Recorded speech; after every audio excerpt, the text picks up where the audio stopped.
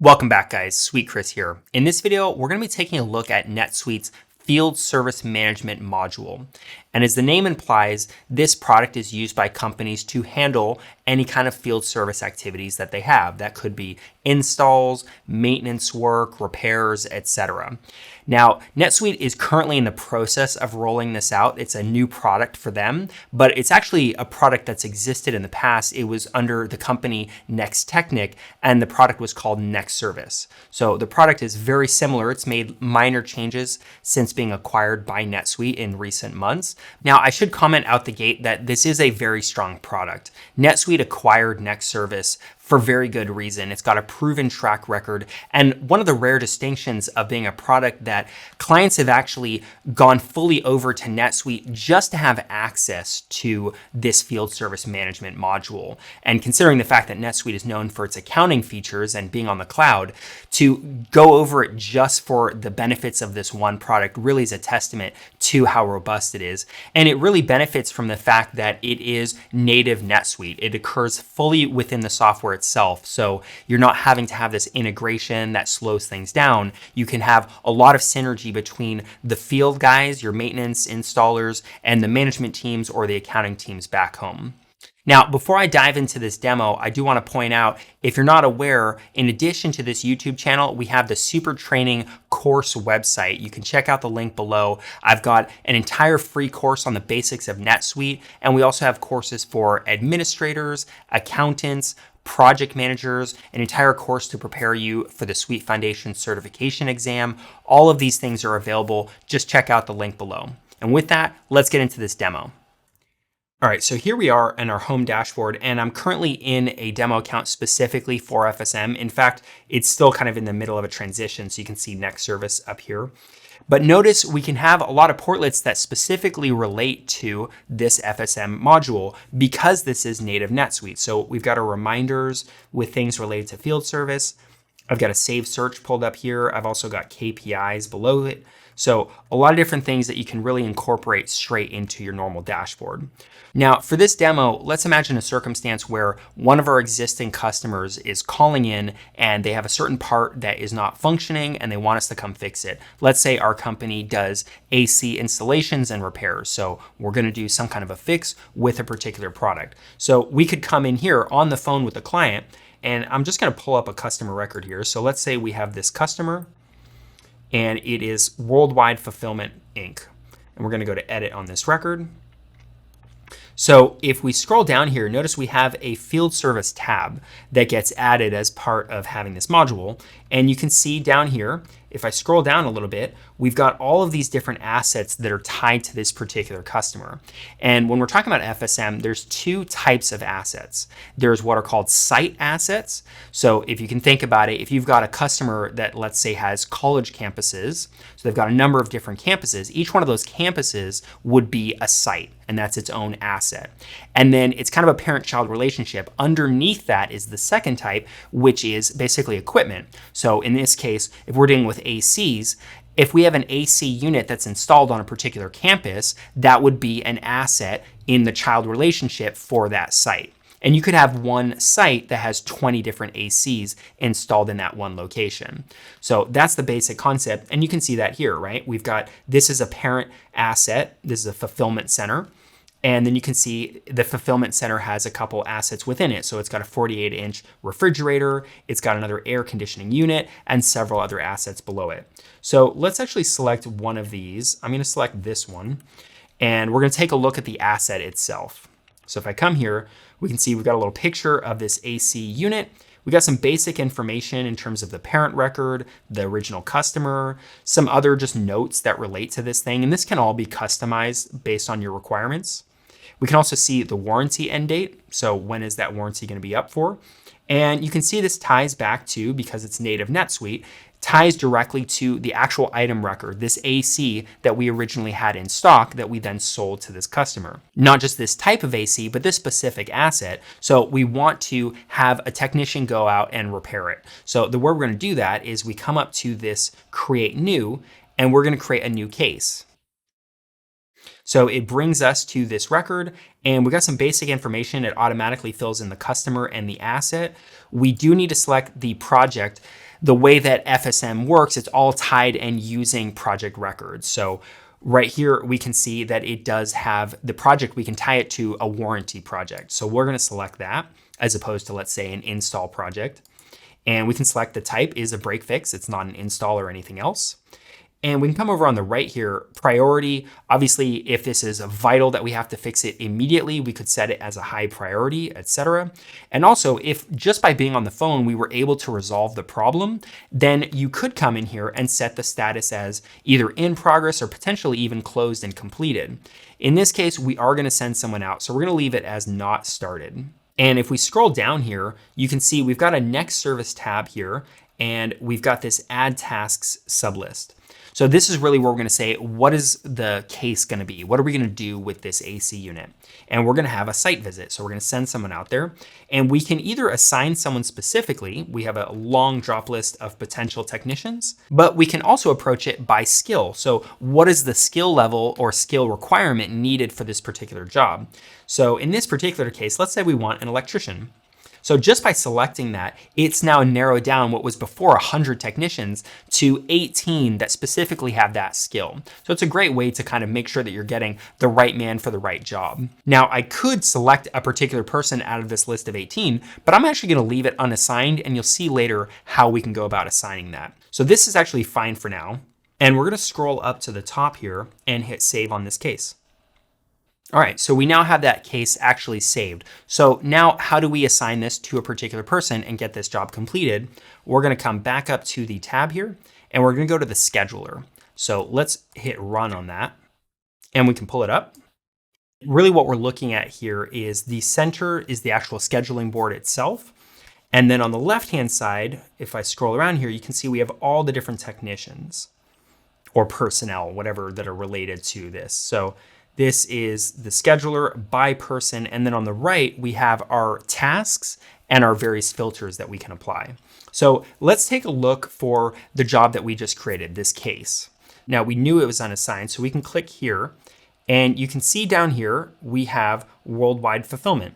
And if I right click, we have the various information for this job. So we can see the name, we can see the date it was for, the fact that it was a medium priority, the exact asset that's tied to, the fact that it's a break fix, it requires an electrician, all the basic information. And also keep in mind, you can click on any one of these technicians, and you can see the person's name, what their job title is, and the various skills that they have. Same thing goes for anything on the scheduler itself. Simply by clicking on it, you can also change the settings. So if you hover over it, it'll do the same thing. It gives you all that basic information. So let's say we want to assign this worldwide fulfillment job. We want to put it down on someone, but we want to make sure that we tie it into someone who is an electrician. So what we can do is we can come over here to the people filters, and we can filter it by skill. So we can come down here and we have electrician. As soon as we do that, we've now limited all the people on the left-hand side to just people that are actually electricians. And if I come up here, we've got Taylor Pool. So let's give it to Taylor, and I'm going to scroll over a little bit so we actually come to a proper time, and I'm going to pull up, and I'm going to drag it and drop it right on here on the 23rd. So it's now taking up that open day that he had. Now, all of the different jobs on here, they are drag and drop friendly. You also can modify the times, exactly when it's starting or ending. And let's say it doesn't require just one person, but you know Taylor's going to need an assistant. You can actually drag it down to a second person. So he's now going to go with Tetsuo. Also, you may have a situation where an employee has a full week set up, but suddenly they get injured or they're sick, and you know you need to give their jobs to someone else. You can simply select all the jobs that are applicable, drag them to a different employee. So it has a lot of flexibility, and it's very drag and drop friendly. A few other things I want to point out here is we're currently looking at the 7-day view. So you can see we've got Saturday the 20th, 21st, and this is for April. So it's got all the days listed out here. And these little boxes are the hours of the day. And you can customize what hours you're seeing on there, like when the day starts, when it ends, etc. We can also punch out if we want to see a wider view. You can also punch into a 1-day view so you can really get into the minutia with the actual hours. Also, taking a look at the colors, this is a color scheme that we're looking at right now for priority. So there's 4 color schemes that you can use. Right now we're using priority, and it obviously has high set as red, medium is yellow. Now low is blue. If you wanted low to be green, you could simply click on that and click on green, and it would change that coloring. So we're actually fine with blue, but we can come over here and select a different scheme. In this case, it's showing the different jobs by the status of the job. You can also do it by the task type, like installs compared to maintenance and warranty fixes, or the case type. So you have all these different options. And again, on any one of them, you can set whatever colors you want. So we're gonna go back to priority and close that up. And also keep in mind that any modifications that you make here, either by assigning jobs, moving them around, or the timing, you would also wanna make sure that you come up here and hit save, which is going to obviously link all these things together in the system so that it's updating real time in the actual NetSuite instance. The last feature I'm going to show you here on the scheduler is if I come over here, we're going to click on the map view. Now, some clients don't like to use this just because they want to focus just on the scheduler.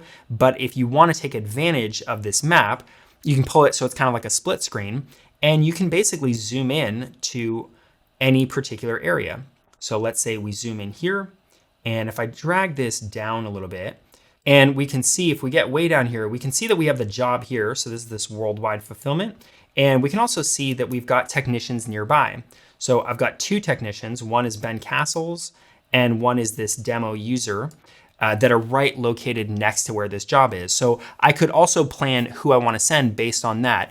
Also thinking with the fact that the job will require an electrician. You'll also see when we get to the job itself that I've assigned Taylor Poole to it, even though he's not located near it. So we're gonna see how that factors into things. So this can be a handy way to get that visual representation of where these jobs lie and how to match up those technicians to the appropriate job. But we have the job that we're particularly focused on, which is this one here. So let's actually get started with this. And we're gonna come to the technician, and if we right click on him, we can see his information, and we can also pull up his mobile app. So I'm gonna click on that now. We can also get to this by, if I come back to NetSuite itself, and if I come over to this tab, we can come over here and I could run the mobile app. Now, if I did it at this point, it would be running it for my current account. So this would be me running my mobile app. I can also load it from my phone. So you can get it on your phone and you can do everything I'm about to show you, you'd be able to do exactly the same from your phone. So in this case, we're looking not at my mobile app, but I'm looking at the mobile app for Taylor Poole.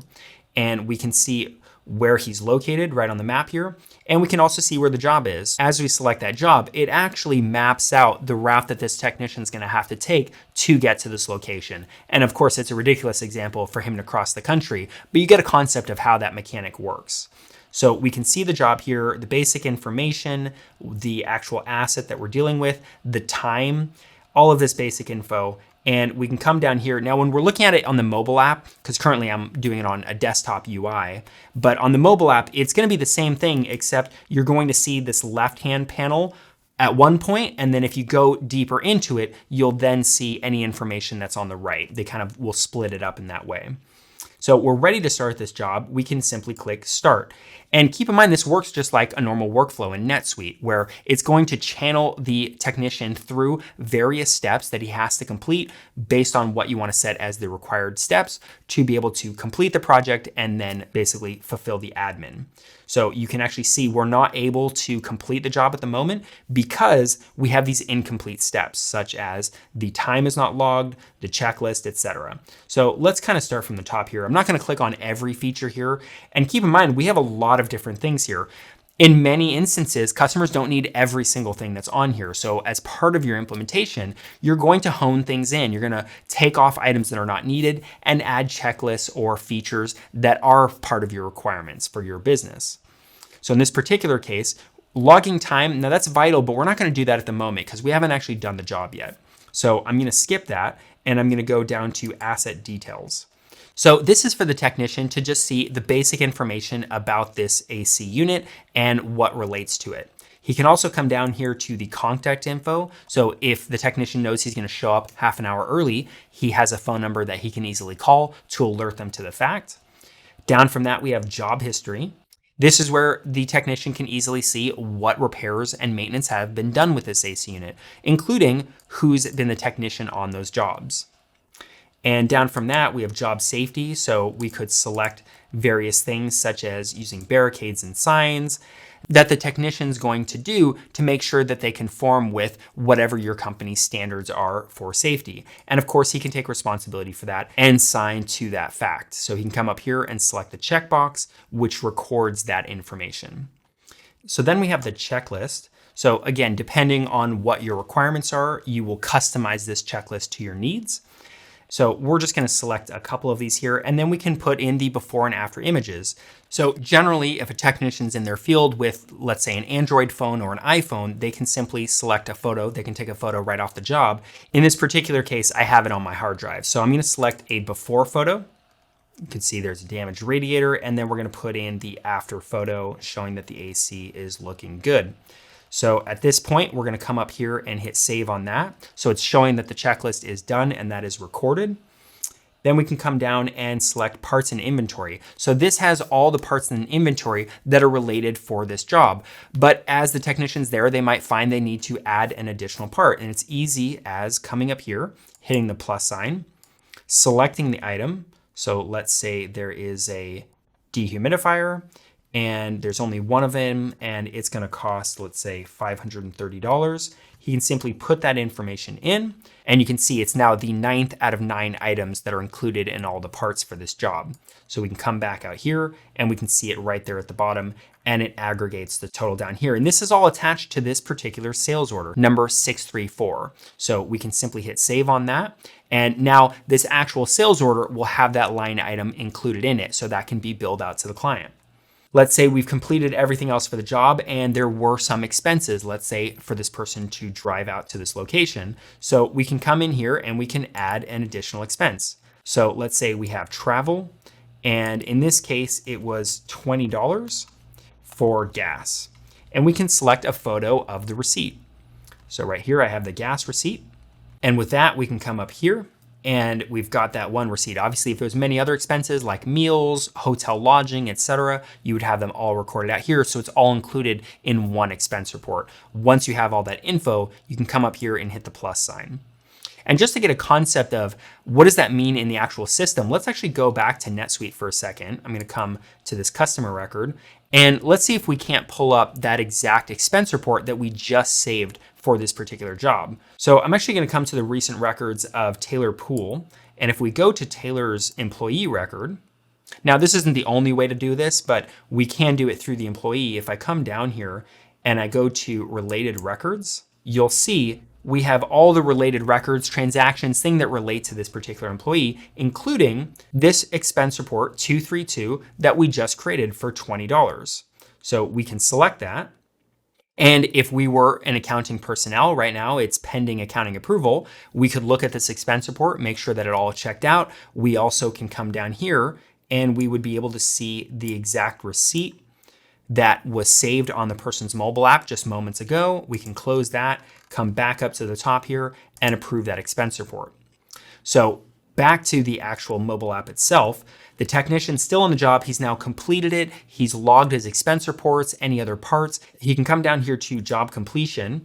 There's some basic information he'll put in as part of this job. And then of course, to take responsibility for it, he'll sign his signature and the customer will sign their signature to make sure that we have a record that they were fine with this job being complete.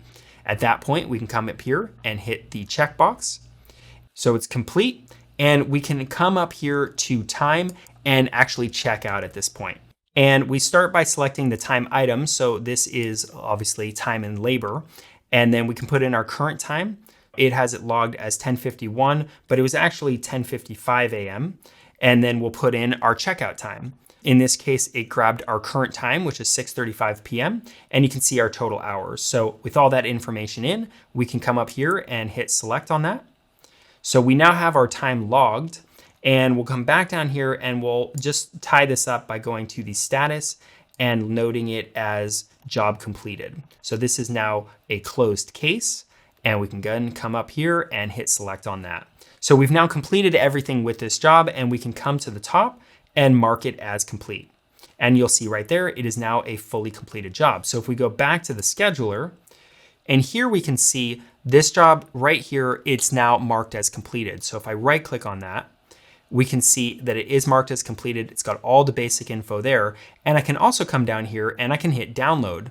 And it generates this service report that can either be used for internal purposes or sent out to the client so they have a full concept of what was done and involved in that. So we have basic information on the job, including the before and after photos, as well as the signature from our technician and the client that this job was done satisfactorily. So at this point, we would want to actually bill the client for this job done. Now, in this particular case, it was under warranty, but for many cases with an install or a repair, you're going to actually send out an invoice. And you can do that by coming just right here. We have the reminders with unbilled closed jobs.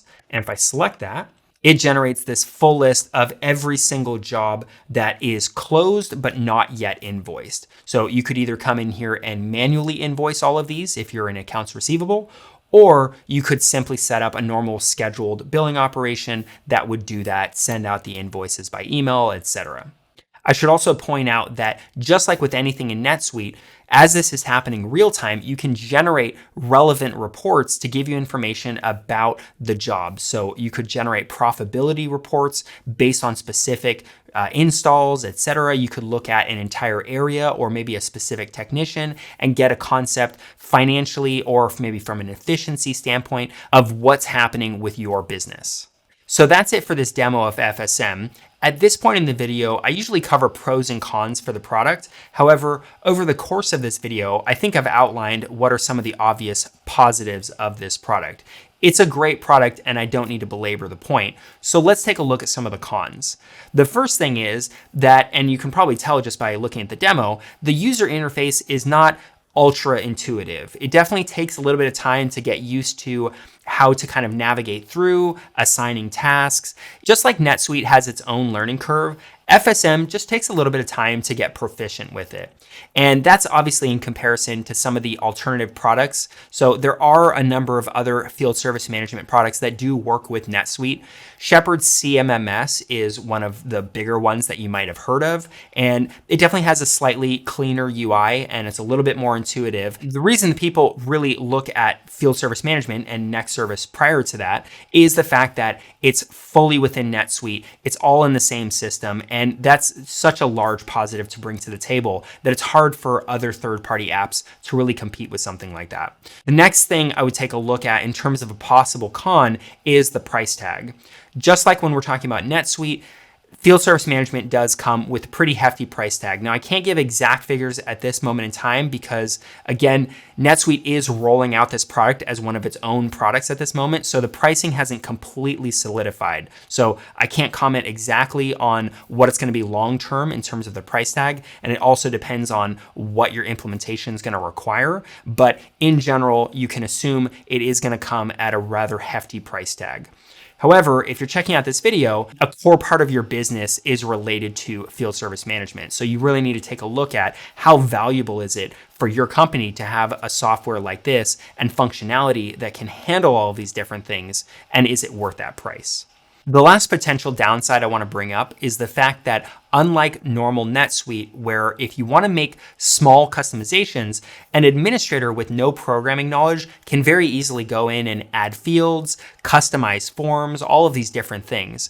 When we're talking about FSM, it requires someone with programming knowledge, and specifically with FSM, to be able to make really any changes. Even just taking a checklist off requires that level of technical proficiency. So the way to try to mitigate that problem is to make sure in the process of implementing FSM that you really work it over and get it to the point where it's exactly what you need, so that you can avoid maybe a few months down the line requiring another developer to come along to even just optimize small points. So that's just something to think with. And on the subject of implementation, you should think with giving yourself about a 3-month window. It certainly can be done earlier than that. And in some instances, it will take longer, especially if you're trying to do an implementation with FSM and your NetSuite. So you're doing a go live at the same point. There's more moving parts and it might take a little bit longer. So just make sure that you give yourself enough of a timeline so that you can make sure you implement it correctly and don't have a situation where it's causing problems for your field service technicians, installers, etc.